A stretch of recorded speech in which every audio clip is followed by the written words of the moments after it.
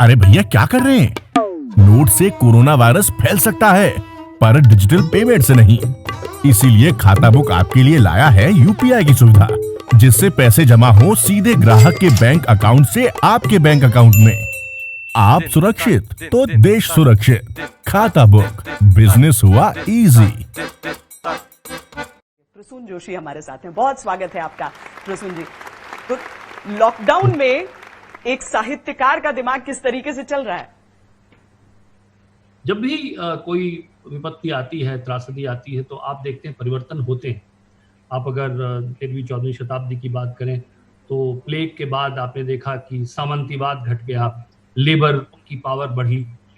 फिर आपने देखा सार्स हुआ था बीच में, तो उस टाइम पर उस वक्त आपने देखा ई-कॉमर्स बढ़ गया। 9/11 के बाद आपने देखा कि एयरपोर्ट सिक्योरिटी, जिसको हम शायद कल्पना भी नहीं कर सकते इस तरह की सिक्योरिटी होगी, वो आज हमारे जीवन का हिस्सा बन गई। तो लॉकडाउन के दौरान भी बहुत से प्रश्न जो है मानव सभ्यता के सामने आकर खड़े हुए। सबसे पहला प्रश्न जो मुझे लगा वो था कि प्रकृति के साथ जो हमारा एक रिश्ता है वो बहुत असंवेदनशील हो गया कहीं ना कहीं। ये एक प्रतिद्वंदिता कहाँ प्रकृति के साथ मनुष्य करने लगा, पता नहीं कब हुआ ये शुरू, लेकिन एक होड़ सी कि प्रकृति को मैं डिफीट कर दूंगा। मैं तो उत्तराखंड में पला बड़ा हूँ, बचपन से मैंने हमेशा प्रकृति के सामने स्वयं को नमन करते हुए पाया, नतमस्तक होते हुए पाया।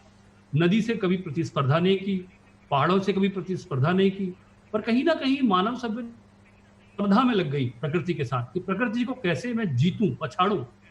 और उसका कहीं ना कहीं आपको परिणाम उसके दिखने को दिखे हैं। इस दौरान लोगों ने इस पर चिंता भी की है कि प्रकृति के साथ मानव के रिश्ते कैसे हो गए। इस पर एक बहुत सोच की आवश्यकता है। भोग पर, अति भोग और निरर्थक भोग पर कई लोगों ने प्रश्न उठाया है।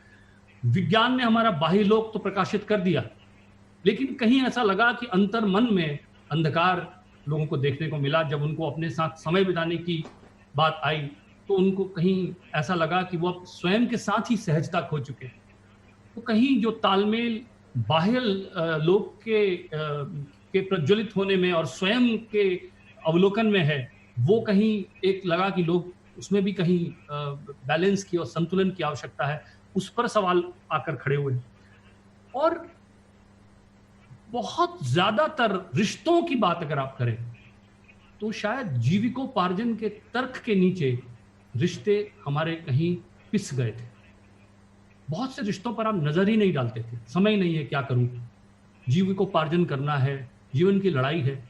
उनमें से कितना जीविकोपार्जन था और कितना हमारी सुविधा थी या हमारा रिश्तों को झुठलाना था, वो भी सामने आ रहा है। क्योंकि लोग अब एक दूसरे के साथ समय बिता रहे हैं तो बहुत सी ऐसी बातें कर रहे हैं जो शायद वो भूल चुके थे, और उनको अफसोस हो रहा है कि मैंने अपने बच्चे के साथ इतना समय क्यों नहीं बिताया, मैंने अपने पत्नी के साथ इतना समय क्यों नहीं बिताया। शायद ये सवाल भी है। तो मुझे लगता है कोरोना के दौरान बहुत से प्रश्न आकर खड़े हुए हैं।